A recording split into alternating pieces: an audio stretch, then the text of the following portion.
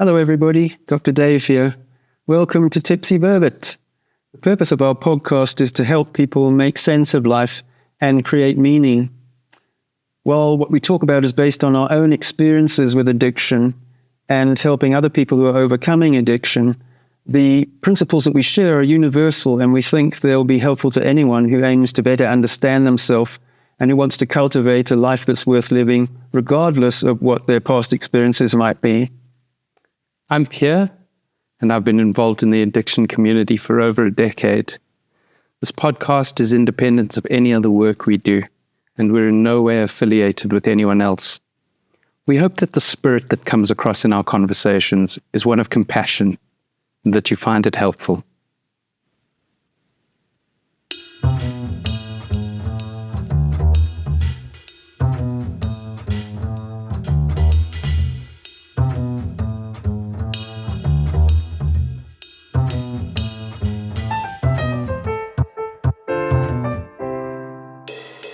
Tipsy Vervet. Hello, and welcome to the podcast. I'm here with my good friend David. Hello, Pete. What are we going to talk about today? Let's define a life that's worth living. That's the whole point of these podcasts. So we've given a lot of thought as to what makes a life that's worth living. Many years, yes. And some of the things that we've learned to do. So I think and we've done separate podcasts on each of the aspects of what we think makes a life worth living. But I think it's really helpful to have an overview of that definition. And so let's start with it then. We defined a life that's worth living is a learned, willingly maintained, healthy way of living with equanimity and meaning. A learned, willingly maintained, healthy way of living with equanimity and meaning. Equanimity is very important. Equanimity means that I am confident in myself that I can handle what comes my way. So one of the main characteristics of wisdom, which of course is learned, that's why older people are often wise, not always, but older people are often wise, is that one of the main characteristics of wisdom is an acceptance of that life is uncertain. And equanimity is an expression of confidence in myself despite the fact that I recognize life is uncertain. Now, clearly, equanimity must be learned, right? Because if I'm going to develop a sense of faith in myself that I can handle whatever comes my way, I have to have faced and handled enough experiences so that I can start to get a sense that even though I don't know what might happen today, I know today will be okay because I can manage it. And this uncertainty in life and this discomfort with uncertainty is often what draws us to drink in the first place, isn't it? So, a learned, willingly maintained, healthy way of living with equanimity and meaning. So should we go through each one of those things? Let's go. And sort of dissect them out a little bit. So the first element of the life that's worth living is that it's learned. This is very, very important because this helps us to understand why it's available to everybody. And when I was introduced to this, I'd become extremely hopeless. I'd tried to stay abstinent for a long time. I went to rehab twice, and I still wasn't successful after that. Not that rehab wasn't helpful for me. I found it extremely helpful, but I didn't know what to do when I left. And I was duped, actually, by the man who became my mentor. He took me to this large meeting where it was a teaching meeting. And we were sitting and they were talking about what it's like actually to be somebody with difficulties with alcohol. And I looked up, there were about 150 people there. It was a very large meeting. And I looked up and I realized I was in a room full of people who were learning to live differently. It was a lovely revelation, actually. It changed my life from that moment because I realized that if they could learn to do it, I could learn to do it too. And most importantly, I wasn't a failure up until now for not being able to stay abstinent and for losing hope. Because you can't fail at something you don't know how to do, right? I mean, if you're going to mow the lawn, someone's got to teach you how to turn the lawnmower on. And cut straight lines. And cut straight, exactly. You know, we often think that one of the dysfunctional characteristics that we grow up with, if we live in a home which is, or not necessarily a home, but in a life that's a bit chaotic, and we haven't learned how to manage that, is we grow up with a sense of needing to be a perfectionist. And of course, you can't be good at anything until you have learned to do it and practiced doing it. And for many of us, we're actually not really very good at anything, actually. And some things are just worth doing, right? So there are three characteristics of learning to do something. The first thing is, I need to know what I need to learn. Very important. I need to identify what I need to learn. And I need to believe that I can do it. I also need to know why I need to know how to do it. And then the third aspect of learning, I think, is that I need to believe that it's worth it. It's worth putting in the effort to learn it. Now, these three aspects, right? First of all, if I'm going to know and identify what I need to learn, then I need to be open to experience and seek out the communities who are doing what I want to do. So if I want to learn to live a life that's meaningful and worth living without having to chemically alter my emotions, then I need to seek out that community, right? And they will teach me what I need to know. And then they will teach me how to start learning what I need to know. And so that's the first step. The second and third step, that I believe I can do it, and I believe that it's worth it. Like if you want to learn to play the piano, right? How do you know that you can do it?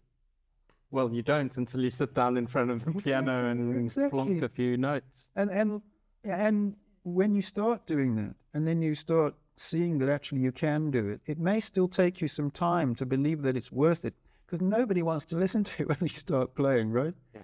But after a year or 2 years, you started playing the piano, and people come and say, "Hey, Dave, you know, your piano playing is really great. And on top of that, you're muscular and good looking." And I don't know why that makes you laugh. But the point is to believe you can do it and believe that it's worth it. You need to do it. Yeah. And that comes later. So knowing why it's worth doing may come first, but believing you can do it and believing it's worth doing it comes later, and it comes with doing it and practicing it. So the fact that a life that's worth living in is learned is extremely important, and it's available to everybody. And another lovely thing that is important to understand about a learned process is that it doesn't ask you to change. It teaches you to grow. And so that it's an individual journey for each of us, even though the steps may be the same, the steps that we take may be the same. The way we develop while taking those actions will be very different for different people, right? So it's a learned, willingly maintained way of living. Now, willing is very important.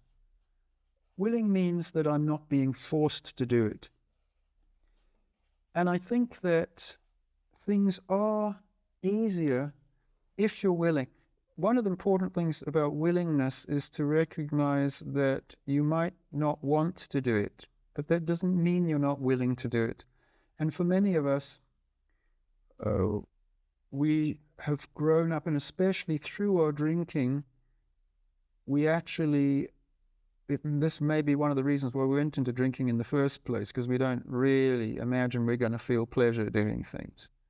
But one of the things that drinking does is it steals all joy, actually, especially when we've been doing it for a while. And we lose a sense of anticipating that I'll get pleasure from other things. And so sometimes it's very difficult to want to do things. And I want people to understand that that's okay. It doesn't mean that you can't do things, and it doesn't mean you won't do things. It's the nature of addiction, actually. It steals all anticipation of pleasure. So we call that, actually the name for that is anhedonia. We talk about this a lot. Yeah. It's not unique to addiction. A lot of people feel it, especially in modern times where there's instant gratification and there seems to be less reasons to find meaning. And that's the whole point of this conversation. Yeah. So willing doesn't necessarily mean you want to do something. These are completely different parts of the brain. What it means is that you are prepared to give it a try. Now, if you have a look at this little diagram we've drawn here, where we said you need to know what to do, believe you can do it, and believe it's worth it. If you believe you can do it and believe it's worth it comes later, when you've experienced it, there's no reason why specifically you should want to do it before you start. But I do think it's helpful if you're willing. I also don't necessarily think you have to be willing, right? I've met people who have been forcibly introduced into a rehab environment where, in fact, they get the opportunity to be abstinent, even in the face of not wanting to and not willingly going by themselves.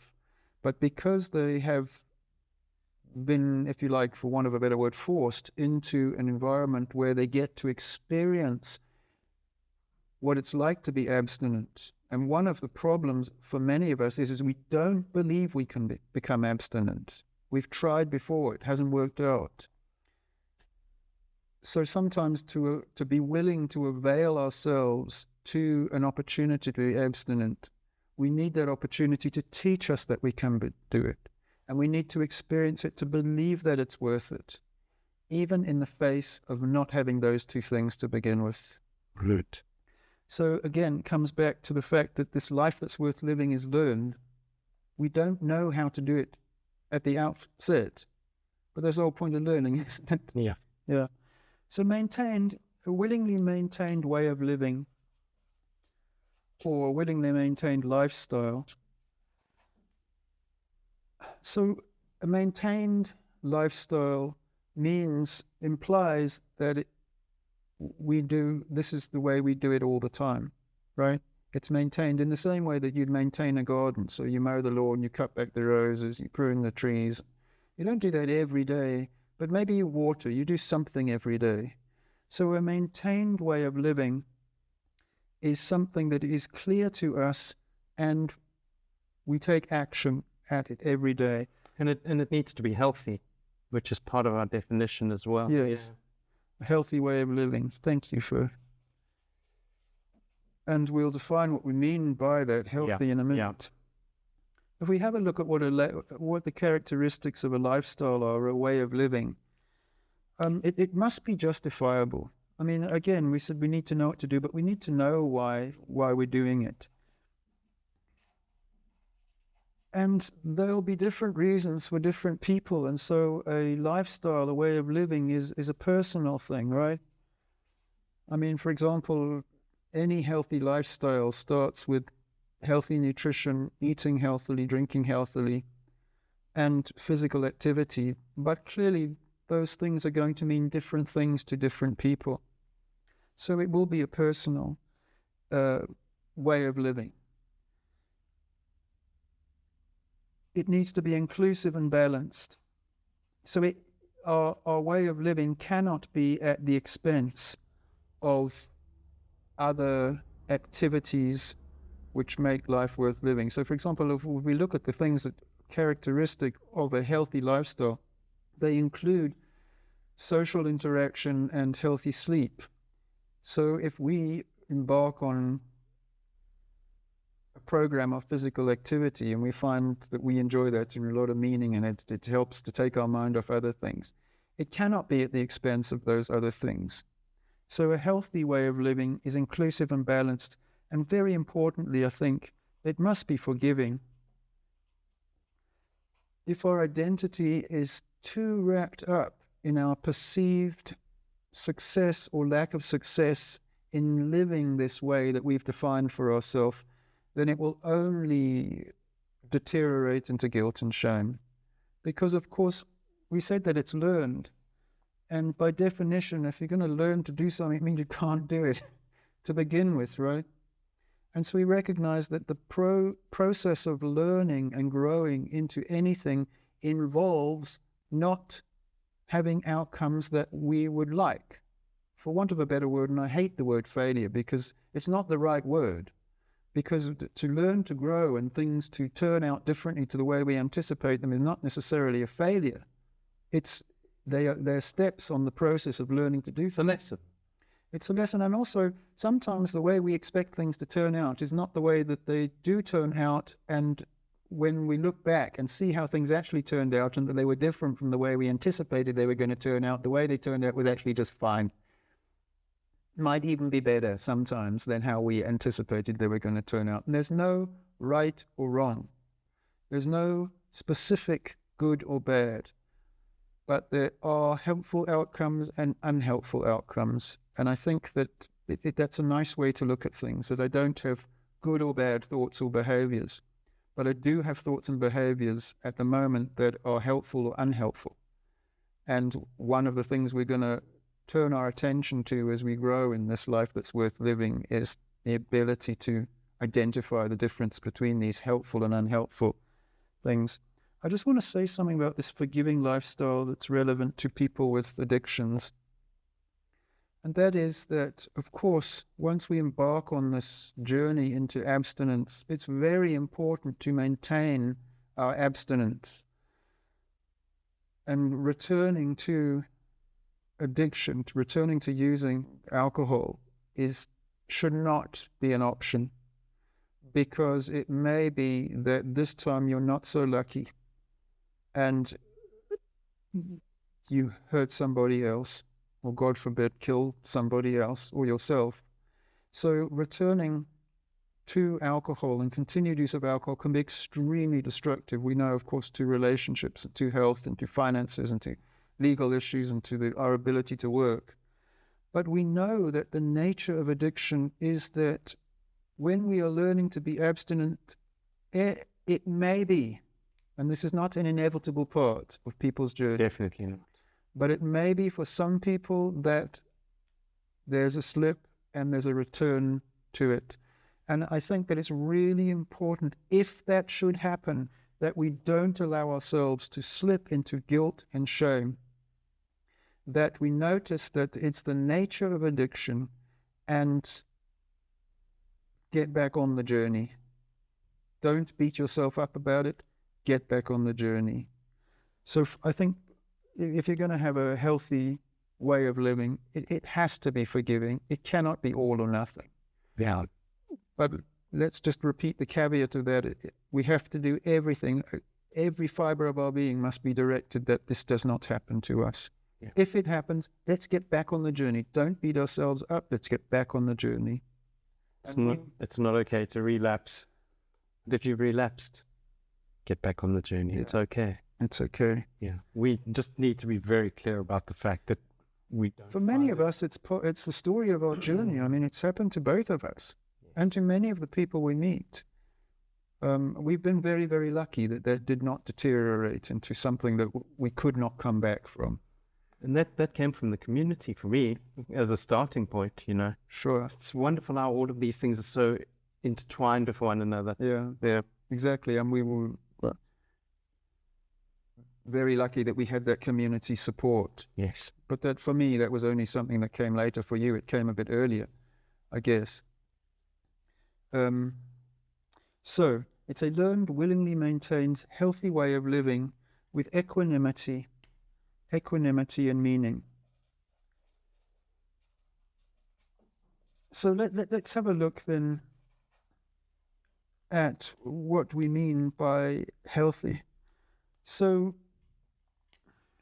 the starting point for healthy, we did a whole podcast on what a healthy lifestyle means.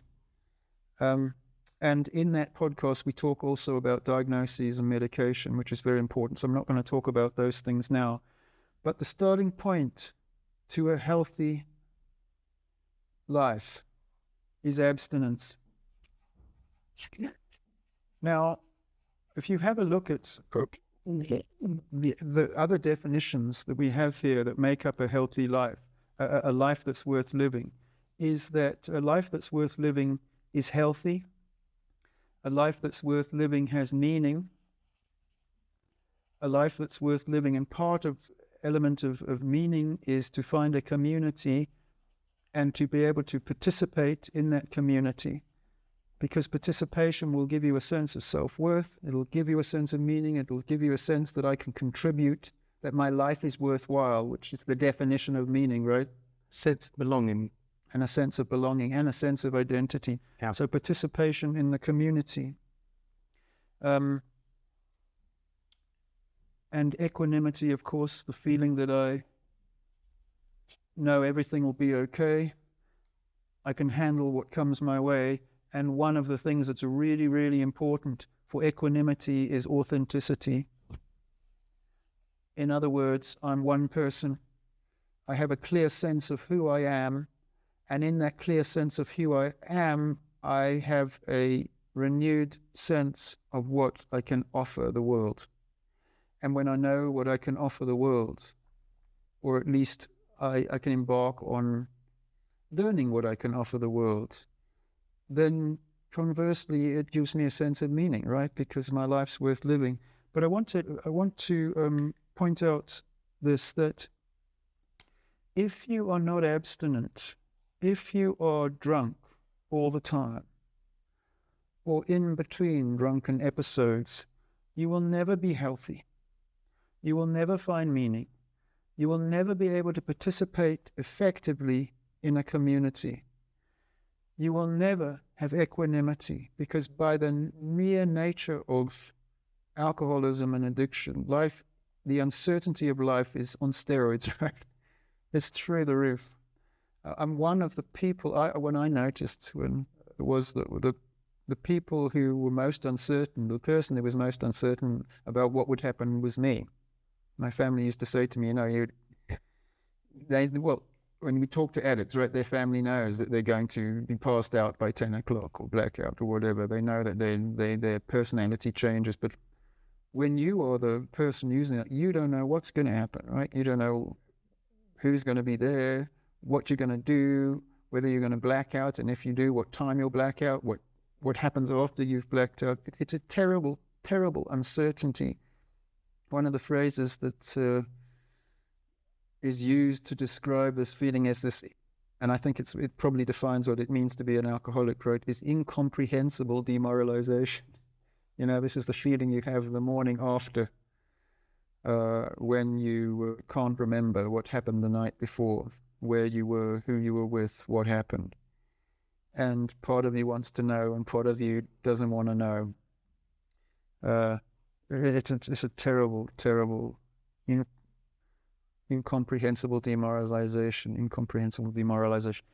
You can never be authentic, of course. You can never be one person. In fact, you have no idea who you are when you've had a couple of drinks, because you're not yourself.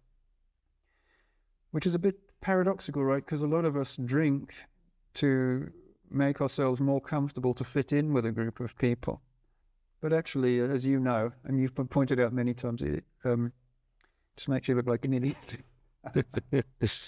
So if you're not abstinent, you can never have any of these things. Yeah. But I want to show you one more thing here.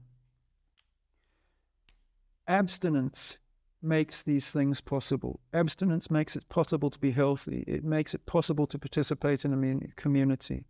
It makes it possible to find meaning after all this time. It makes it possible to cultivate and to learn equanimity.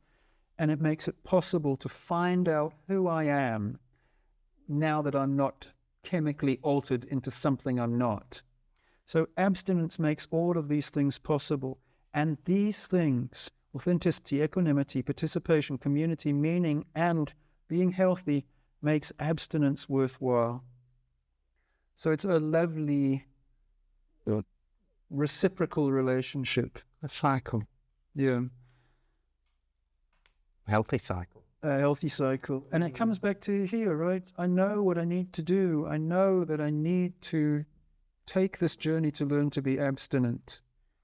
At the moment, I don't believe I can stay abstinent. And I'm not sure whether it's worth it, because the reason that I'm not abstinent in the first place is because life is hard and I feel like I can't cope with it. but availing myself to the community where I can participate, who can teach me and help me to understand why it's worthwhile being willing to giving it a try, will put me in a position to experience it. So ultimately, over time, I will start to believe that I can do it when I see myself doing it. And over time, I'll start to believe that it's worth it when I see these other areas of my life that I perhaps haven't even considered up until now starting to blossom and develop. And I always think, we talk about doing things, right? And learning to do things, and that you're not necessarily good at doing anything until you've practiced a lot of time. And for some of us, we're not necessarily that good at doing anything. That's not your job in life. Your job in life is not to be good at things. Your job in life is to flourish. And if you flourish, the people around you can flourish. Your job is to take, for want of a better word, to take joy in doing things, which for some of us comes from doing it rather than anticipating the doing, right?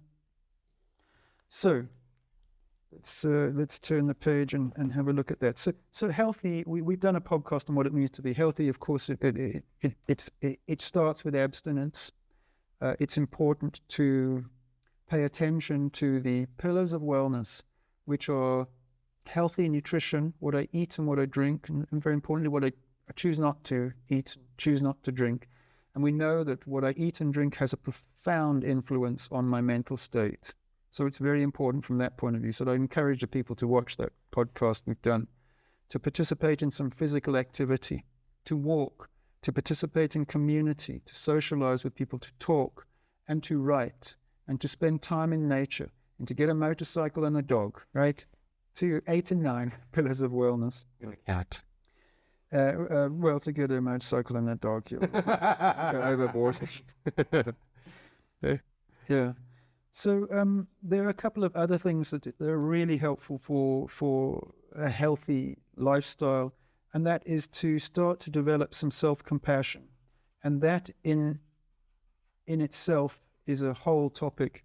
But there are 3 aspects to self-compassion. So let's just mention those so that we can actually just pay some attention to knowing what I'm embarking on the journey of learning. And we'll go into this in another podcast in more detail.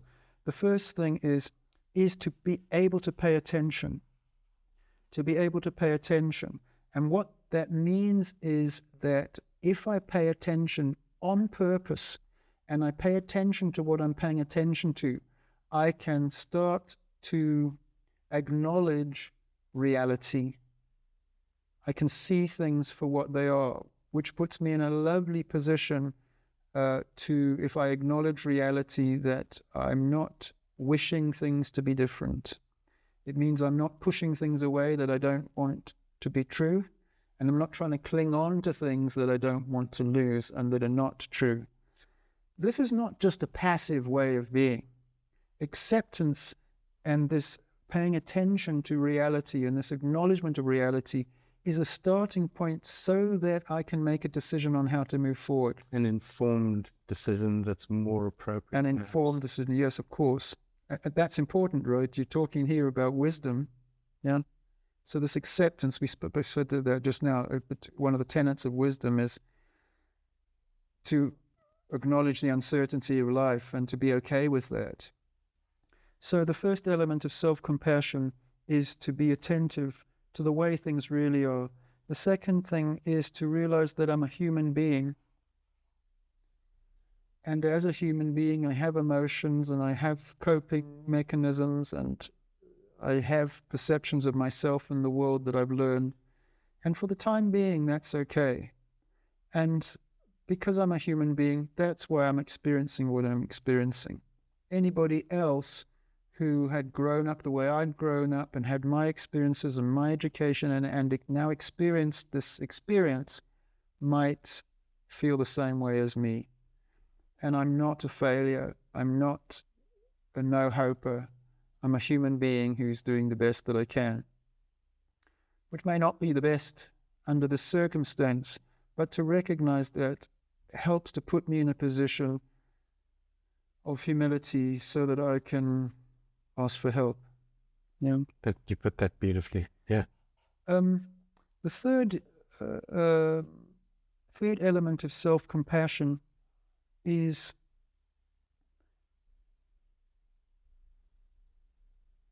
what? It's yeah. Connection. Well, let's say that, right? Connection. I can't remember what the third element of passion is. It's it's to be kind. It's to be kind, as opposed to judgmental. Yeah. So the three elements of self-compassion is to see things for the way they really are. Some people refer to that as mindfulness, but what they mean by that is the ability to pay attention to the way things are. Yeah. As an initial starting point of acceptance, not wishing things to be different, because then I can move forward in an informed, wise way. Yeah. The second thing is to recognize that I'm a human being and I don't have to be perfect. So we said that, sometimes we grow up and we don't have enough faith in ourselves, we develop the sense of anticipatory shame. We anticipate that I'm going to be shamed when I'm involved in circumstances and with other people. And it's a vicious cycle because a consequence of that, I expect myself always to be perfect. So I develop these perfectionistic traits. And that, of course, just feeds into the fact that now I anticipate I'm going to feel shame. It's a terrible cycle. One of the other things that we might do to respond to that lack of self-trust and self-confidence is to avoid situations where we might need to do that. Yeah. And so you can see how self-compassion is the exact opposite of both of those things. It recognizes that I know I'm not perfect. I don't have to be perfect. There's a lovely poem by Mary Oliver called The Journey, and it starts off with a single phrase. It says, "You do not have to be good. You do not have to be good.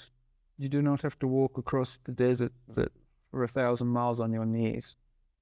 Maybe the wording's not quite right there. And a lot of people, when they repeat that poem, it always strikes me, they say it wrong. They say, you don't have to be good. That's not what the poem says. It says, you do not have to be good. It's not quite the same thing, right? One is saying, you don't have to be good. The other one is saying, you do not have to be good. You do not have to be perfect. That it's a false notion as opposed to a permissiveness to not be good. And I often think about when I think about self-compassion, because it's a beautiful expression of compassion. You do not have to be good. You do not have to be good at everything. You do not have to prostrate yourself down and ask for everybody's forgiveness to be you, as long as you're being you wisely and carefully. So self-compassion is to pay attention, to recognize you're a human being. And that in itself is a starting point, that it's okay to be the way you are now. It may not be it may not be okay to stay that way. But again, it comes back to accepting that this is the way things are at the moment. And it's kind. It's not judgmental. So, that's another aspect of health. So let's talk about equanimity briefly. So equanimity is the knowledge that, or the belief that I can handle whatever comes my way, and as a consequence, things will be all right. And equanimity, I would divide up into two aspects. The first thing is virtue. And this is important, right? A life that's worth living is a life in which I identify and cultivate virtuous behaviors. And virtue is a way to behave that relieves suffering. And so if I approach virtue that way, and a good question to ask yourself, right, if I'm going to identify behaviors that relieve suffering, if I was going to have a relationship with somebody who was a loving person, who loved me, who had my best interests at heart, who did not want me to suffer, how would that person behave towards me? So I think they'd be kind. They would not lie to me, right? They'd be honest. I'd be able to trust them. and they may or may not trust me. They'd probably be patient. Maybe they'd be forgiving, which doesn't necessarily mean they'd be permissive, right? Two very different things. Yeah. Mm. They'd persevere with me. They wouldn't give up on me. They'd probably maintain some sort of sense of hope in me. So, I mean, it's a long list, right? We did this whole podcast on this. And I think you read out a list of 80 something, list of different types of virtues. But this is a list that anyone can make for themselves, because if I notice what happens is when I behave with these virtues, then the outcome of my behavior will be the very best it can be for me under those circumstances. If I behave kindly, the people around me are less likely to suffer, but I'm also less likely to suffer. Or at least I'm more likely to get kindness back, as opposed to if I behaved without kindness, I'm more likely to not get kindness back. If I behave honestly, I am not going to suffer the consequences of being dishonest.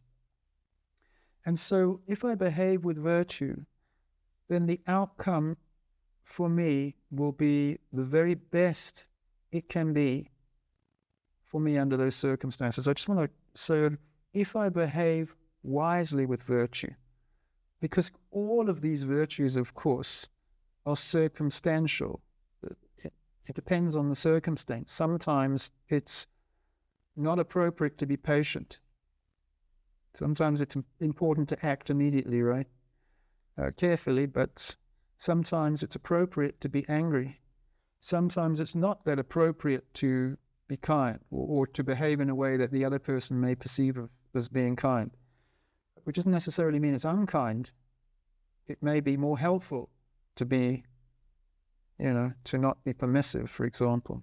And so all of these virtuous behaviors are predicated on using them wisely, and that comes with careful practice and careful consideration, which I think is a beautiful summarizing term, careful consideration. So these behaviors should be carefully considered. Yeah. There's a second element. So clearly, this is a starting point for equanimity, right? If I start to trust myself that the outcome will be the best it can be for me under those circumstances, and I identify that these behaviors will help to bring this about, and I practice these, and I'm able to wisely use these behaviors when it's appropriate, I will start to develop faith in myself. Yes. Very simply, I go out into the traffic, I get cross, I hoot at people, everyone shouts at me, and it leaves me feeling angry the rest of the day. Now I decide I'm going to go out into the traffic, not to not get angry, because I don't choose to get angry. That just arises, right? But I go out into the traffic in my car with the intention of noticing when I get angry. And when I notice I get angry, carefully considering my response to that feeling of anger and maybe behaving differently and seeing how the consequences of that in the traffic are. So if I, at least, for the very least, maybe feel angry, but don't shout and don't hoot, and people don't shout and hoot back to me, and then notice how I feel when I get home, I'll start to learn that despite that anger arising, because it's important to recognize I don't choose that anger. What I do is I notice that anger, and in noticing that anger, remember we said how important attention is, to be able to pay attention to the way I feel. In noticing that anger, I now have a choice on how to respond to it. So clearly, if I'm going to start to develop some equanimity, some faith in myself that things will be okay, then virtue is a very helpful way to start. The second thing, and we, again, a whole podcast on this, is to be authentic. So we mentioned that two of the ways I may adapt to the world when I'm uncertain about the world is to become a people pleaser or perfectionist. To be avoidant or a perfectionist, but there's a third way, and that to adapt to the world, and that's to try and please everybody, to adapt myself to what I think other people think I should be like. And of course, in that sense, I can never be authentic. But the other thing is, it's always very uncertain because I don't know what people want me to be. And I don't know how to be something actually that I'm not really not. So there's no sense of equanimity in authenticity. There's no sense that I can handle what comes my way if I'm not authentic. So the two characteristics of equanimity are virtue and authenticity. Right. Very briefly, because again, we've done a whole podcast on meaning. There are specific things that will make life feel more meaningful. The first thing is to pay attention to what's happening, to the examined life, to start to learn who I am and identify who I want to be. And the starting point for that, I think the most important thing that we do on this journey at all is to make this list of virtues. Because in making that list of virtues, we start to define who we want to become, and it gives us something to aim at. So to be able to pay attention to myself, to the world around me, to other people, to everyday activities. When I start paying attention with the right attitude and I start, for example, noticing some of the small things that I'm grateful for, I notice that actually 90% of my life is good and right. And before, I didn't pay attention to that. All I paid attention to were my ruminating thoughts going round and round and round about how miserable I thought I was or how difficult life was. Or how much I dislike that person or that situation. And how angry I am with it and what they've done to me. Yeah. The second place to find meaning, very importantly, and I think this and spending time with other people, is to do things. And remember, we were talking earlier on, many of us don't feel like doing things. We don't want to do things. The trick to finding meaning in life is to do things anyway. The treatment for anhedonia, the treatment for not imagining I will feel pleasure, is to do things despite that. So we come back to our first definition of a life that's worth living is to be willing. To do things despite not wanting to. The more I do, the more things will come from doing things. So what do? Do things that are fun. Play games. Do things with other people. Do things that are worth doing just for worth doing them. And you don't have to be good at everything for you suddenly to realize, even though I didn't really want to do that, hey, I'm actually enjoying myself while I'm doing this. Also do things that are creative, where you give of yourself to the world, where you express your soul, art, music, writing, poetry, painting, sculpture, dance, movement, photography.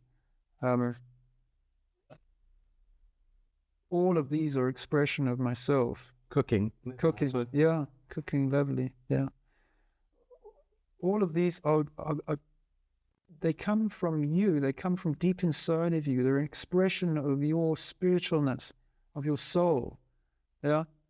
And coming back to the two sides of you, there's the meat you and the spiritual you. If you died, the meat you, you'd be lying on the floor in front of me, right? But the spiritual that we're connecting with now, your hopes, your wants, your emotions, your memories, your aspirations, your anticipations, the way who you like, who you don't like, how you fall in love. All of these expressions of yourself are wrapped up into art, into those creative things, and things like that, into cooking, and those sorts of things, which give you an end result, and you can share that with other people. Is a lovely way to find meaning, to express yourself. And to do things also that have some sort of outcome. A lot of us have jobs where we sort of like trundle along from day to day with no specific outcome, and it can be soul destroying after a while because there's no closure on anything. So it's important for us to do things, and partly this is where some of the creative things will come in, right, that have an end point. So that's really important, to do things. And to join the community, to join with other people, to spend your time with other people. These are the two things that are most powerful, I think, to give you meaning, is to do things and to spend your time with other people, to have experiences with other people. The other thing is, if you want to learn to do something, spend your time with people who are already doing it, who already know how to do it. Those are the people who will teach you what you need to know. The people who will give you the opportunity to experience doing it. who will give you the opportunity to believe you can and to believe it's worth doing it. So spend your time with other people. Very importantly, experience beauty, the beauty of nature, the beauty of a relationship with somebody, of spending time with people, of experiences, and nurture the mind, learn stuff, do puzzles, grow your perspective of the world, if you can, to travel and meet new people. Two of the ways we grow, which we push against with all fiber of our being, is first of all to face hardship. We look at it, that's how we grow. That is how we develop equanimity. To face hardship, paradoxically, is what will teach us that life is not so hard. The second way we grow, there are 3 ways we grow. The second way we grow is to spend time with people who have different experiences and different opinions to us. There is no growth and there is no sense of self and equanimity if you cannot embrace both points of view. The third way we grow is in spending time with other people. People reflect back to us who we are, how we are coming across.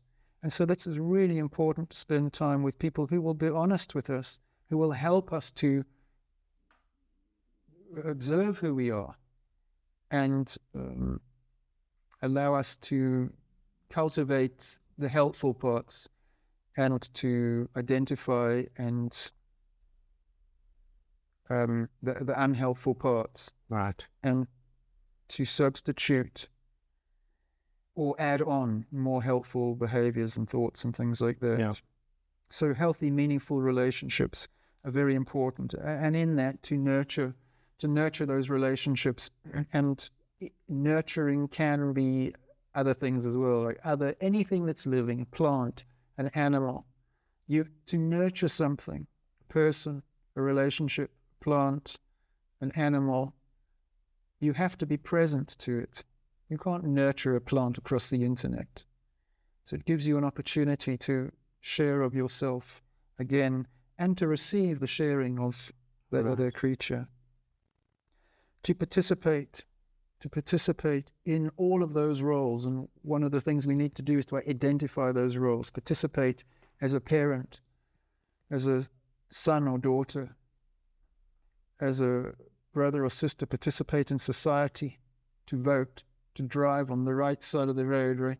I mean, the correct side of the road, to stick to the rules, Participate will give you a lovely sense of meaning and self-worth and help you to feel like you have a sense of identity and you're part of a bigger group. Yeah. And to participate in all of the communities that you identify where you belong.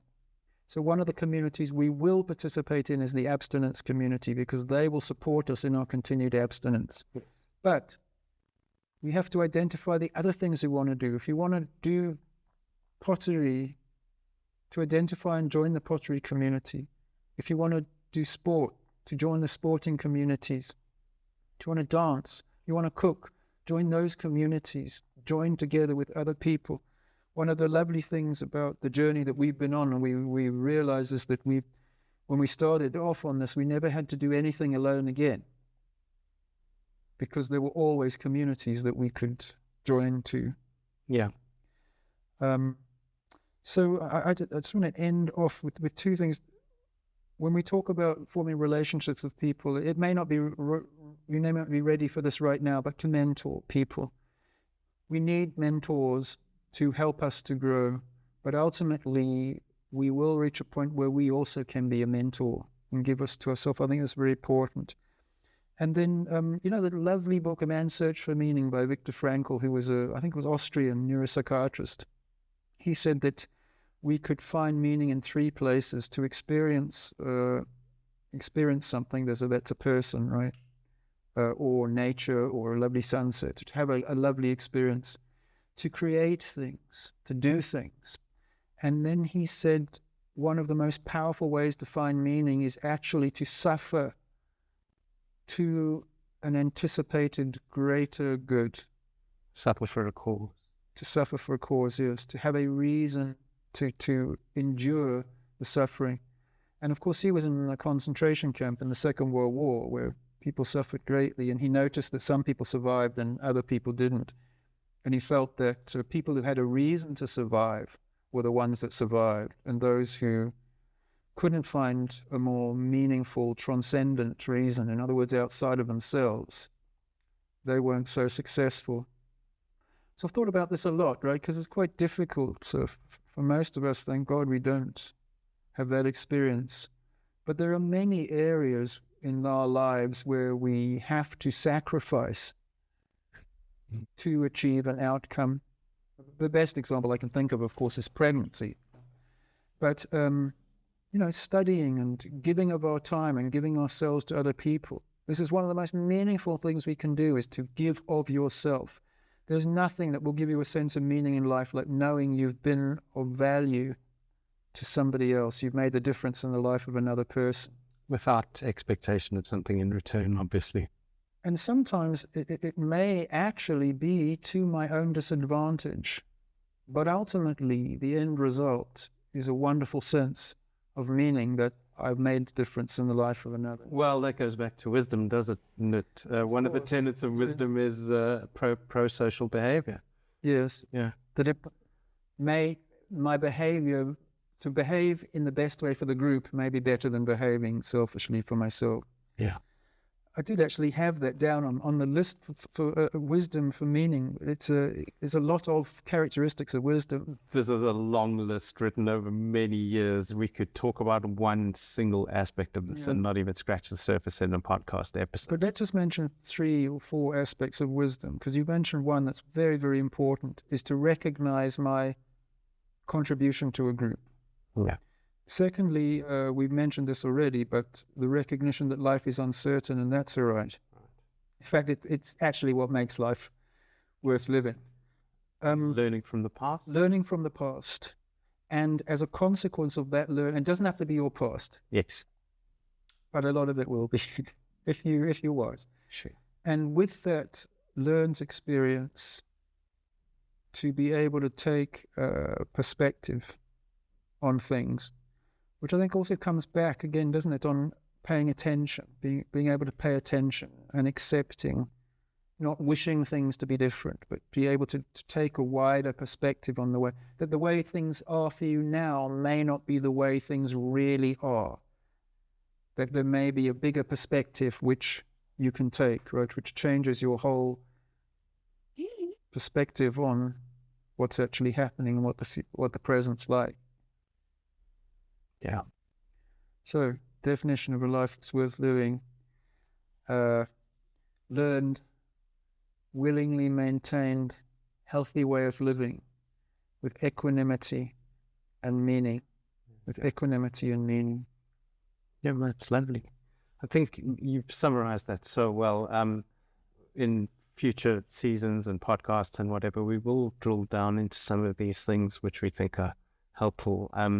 Just one thing I think in closing from my side, you described so beautifully open-mindedness as an aspect of many of the things that we were doing, but you started touching on it when you were talking about the virtue and within communities and things like that. One of the problems, one of the difficulties rather, of the time that we live in is that there's a lot of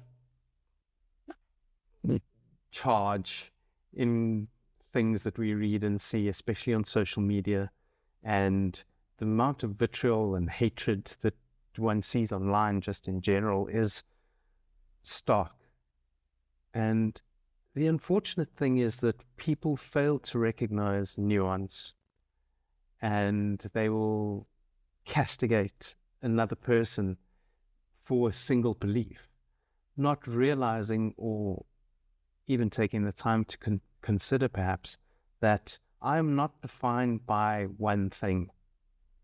You know, I might be part of I might be part of the pottery community, but I'm not just a potter. I have a job and I work in another industry. I have a family, so I'm a father and a brother and a sister and a son and a mother and all of those wonderful things, you know what I'm meaning? And when I get on my bike, I'm a cyclist, and when I get in the pool, I'm a swimmer.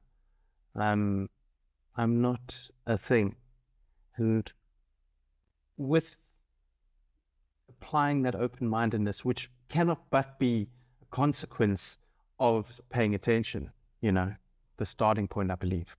The objectivity that just naturally arises from the process allows one to accept, and you put it beautifully just now, reality as what it exactly as what it is, and see it for what it is. It's not just a thing, it's many things. And I don't have to be just angry at that one thing. You're talking about one of the 4 key irrational beliefs in life, which is that people who hold a different opinion to me are bad and should be punished. And I often think about that, and I've puzzled over it, and one of the reasons I think people hold that type of view is because, exactly as you say, their entire identity gets wrapped up into a specific belief or cause, or way they see the world. And it's actually the antithesis of wisdom, because it doesn't question my own perception. And one of the, as you say, that if your entire identity is wrapped up in this one ideology or this one perception, or even this one way that I see myself, I am bound ultimately to do 2 things: fail, and secondly, to always be fighting with somebody. And it comes back to having perspective and being able to see 2 sides to an argument. I can still make up my mind. I don't have to accept the other side of the argument. Or be permissive thereof. But most of the time when I listen to that, it will certainly at least adjust my own perception. So what you were briefly touching on there is this concept of individual complexity, that I'm not just one person, that there are many aspects to me. It's actually part of cultivating authenticity, is to recognize that there are all of these aspects. What did you say? A father, a son, a pottery person, from a cyclist, employee, employer. A simple way of putting that is a lot of people, their identity is wrapped up in what they do for a living. And so they have a bad day at work, and it's a bad day, you've got to fix that up tomorrow. Until they realize, well, that's just what I do from 9 to 5. When I come home, I'm not that person. I'm a completely different person. I'm actually a wonderful father, or a loving son, or a daughter, or mother, or whatever it may be, or teacher, or mentor, or just somebody who gives somebody else a lift to a meeting or something like that. So my identity is not wrapped up in all of that. And if I should have a bad experience at one of the particular identities that I have, then there is all these other aspects about me which are not, which are wonderful. Right? So I think that's really important, and it's part of developing or authentic. Some people say that the fewer identities you have, the better, because you're not that open to fail. I can't see that point of view myself. I think the exact opposite. That the more identities you realize that you have, maybe identity is actually the wrong word, the more aspects you realize that there are to you, that you are a complex individual. You're not just one single thing where your entire reason for being is wrapped up in whether you should succeed or fail at one particular thing. You realize that there is far more meaning in life. It also gives you permission that if you dislike one of your identities, if you dislike your job, for example, there are other sides to you. You have other skills. You have other ways you can contribute. Facets. You have other aspirations. And maybe, just maybe, if you give yourself permission and you turn your attention to the way you feel, you want to drop one of these identities. You want to move on from it. Yeah. And spend more of your efforts and your attention into some of these other areas of your life that give you more of a sense of meaning, actually. Right. Well put. I think that's probably a good place to end.